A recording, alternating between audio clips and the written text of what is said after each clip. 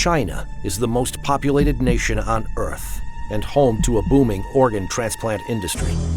However, over the past decade, reports have emerged that the majority of organs are not sourced from death row prisoners and donations, as stated by officials, but rather from innocent prisoners of conscience murdered on demand. In June 2016, 3 independent investigators jointly published a 680-page report of irrefutable evidence. Hearings were held by the U.S. Congress, the British Parliament, the European Parliament, and the Canadian Parliament. The U.S. House of Representatives unanimously passed a resolution condemning the systematic state-sanctioned organ harvesting from non-consenting prisoners of conscience. China's killing for organs is making a major appearance across media outlets all over the world. In 2006, it first came to light that prisoners of conscience were being killed on demand for organ transplants in secret detention facilities throughout China. It was back in 2005 when a patient of mine came to me one day and told me that he was told by his insurance company to go to China in 2 weeks' time as he was scheduled to undergo heart transplantation.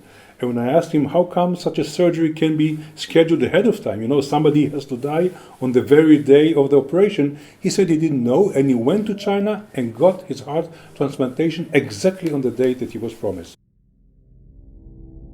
In northeastern China, the International Transplantation Network Assistance Center stated on its website, China carries out kidney transplants from living sources. It's completely different from cadaveric kidney transplants in Japan. They're watched very, very closely indeed by the top leadership, so they're fully aware of this. As well as the fact that Wang Lijun, one of the Bo Xilai, who was a contender for the Chinese presidency, this was his right-hand man. He was the most famous policeman in all of China. Here he is directing organ trafficking. I mean, he had a center which did this. He was given an award for doing this, and specifically for coming up with a new lethal injection method. He did thousands of transplants by his own admission. In the award ceremony, he talks about that. There was no organ donation system in China before 2010. Even today, there are very few donations. In countries with advanced organ donation and allocation systems, patients must usually wait years for a donor to become available.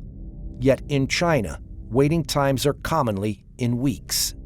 Because they have a bank of live donors waiting to get a match on the computer. In 1999, the crackdown of Falun Gong starts. That is the largest action of scale by the Chinese Communist Party since the Cultural Revolution. And by 2000, 2001, that's when you have this explosion of transplant activity. We see continuity in the numbers over time.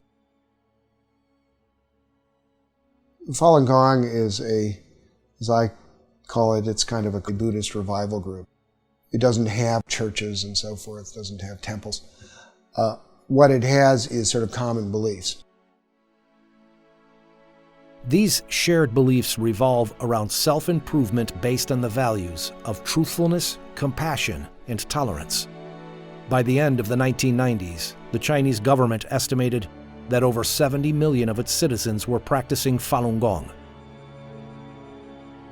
Jiang Zemin, the head of the Communist Party at the time, saw Falun Gong's popularity and revival of traditional values as a threat to his rule, and launched a violent campaign to eradicate it in July 1999.